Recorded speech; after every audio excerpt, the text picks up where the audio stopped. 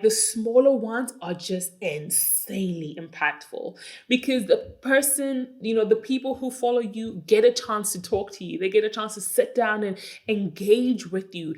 They build a relationship with you that is so valuable. Welcome to the A1 podcast. My name is Moi Alorantapa. I am your host for today. And this is a podcast all about the business of the creator economy, especially when it comes to Africa. Now, this is also our season finale. It is season 3's finale. And I wanted to wrap things up with a conversation that I think is a good, firstly, way to end season 3, but also something that I feel like is the last thing I want to leave you with as a content creator. But let's, house logistics, let's do those first.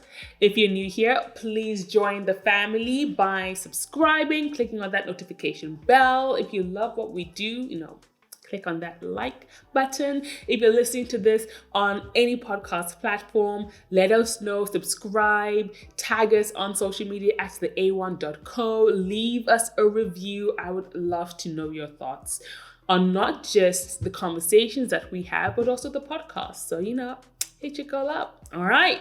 So today I want to talk about short form content versus community building. There's been a lot of conversation about the effects of short form content when it comes to content creators. For example, certain people believe that TikTok is a great platform. However, it's not that great for content creators.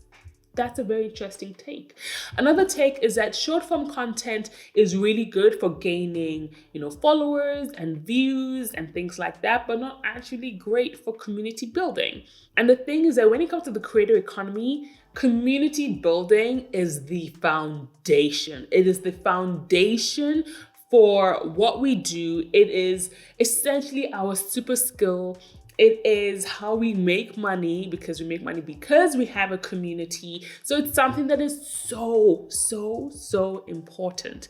But if short form content is a risk to community building, how does one navigate this? Because honestly, every single platform is focused on short form content. Every single platform. We have TikTok, who came around with the pandemic and shook everything up. And now we have Instagram with Reels, which you can now do on Facebook as well. We have YouTube with Shorts. And so obviously a lot of people are paying a lot of attention to short form content. Now, as a third world country that I'll say every single African country is a third world country. And as third world countries, short form content is incredible. It has, low barriers to entry. You just really need a cell phone and data or Wi-Fi. And even with data and Wi-Fi, you don't need as much as you would for like a full-length, YouTube video. And so short form content has been incredible. But if there's an issue when it comes to community building, then I do want to have a conversation about that, because a lot of people have been bringing up in the creator industry, they've been bringing up VidCon 2022 in the States, where there were TikTokers who were supposed to do meet and greets, who had millions of followers, but no one showed up for them. And that is being used as an example of how short form content is not really great for community building. There's another side to it in regards to the logistics of VidCon. And as somebody who has been obsessed with VidCon for a very long time and still hopes to go, I learned that the way that, those meet and greets are done, they're done sometimes while panel discussions are going on. And so it really depends on a lot of things. So with short form content being something that is so great for the continent of Africa in terms of growing, as content creators, building a following, but industry insiders and opinion leaders are saying that short form content is actually not great for community building, which is the basis of how to make money from content creation. What does one do? So my take on short form content is that it's great for the continent, yes, but I do agree that it has made community building a little more difficult. When I started with YouTube, we were able to build such incredible opportunities and incredible communities because we formed great relationship with our communities. It was long form. People were able to see into our lives. They were able to see and know our thought processes. We were able to build a relationship because the content was longer. So people became more invested in us. However, with short form content, you kind of see the thing for 30 minutes, 1 minute, and you swipe away. And so I do agree that community building has become more difficult, even though it has made growing right now a lot easier. So it's easier for people to find you, but it's harder for them to stay and to really engage with who you are, what you're about, to have that like-minded vision, which is what, as YouTubers, that became what we were really known for. People used to sing our slogans and people knew what was unique about us. I mean, when we went on tour, people even knew what we like to eat. Sometimes you say things in these videos and this content that you actually forget about it until people remind you. But if I only see your content, for 30 seconds and then I swipe away and I see somebody else's content, then it becomes a lot more tricky. But not impossible. Definitely not impossible. So here are a few things that I want to leave you with in this last episode when it comes to community building, because I want you to make money. That's, essentially what I'm all about when it comes to creators.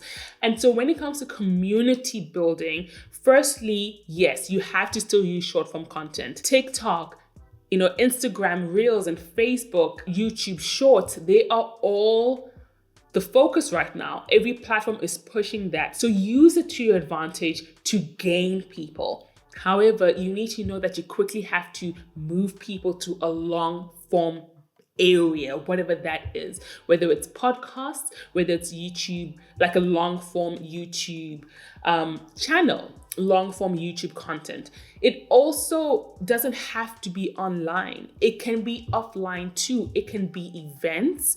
It can be experiences. I've seen on TikTok, because I'm low-key always on TikTok, and I saw this other activity, or a number of people do this actually, where they'll say, hey, we are planning this picnic, come with particular colors.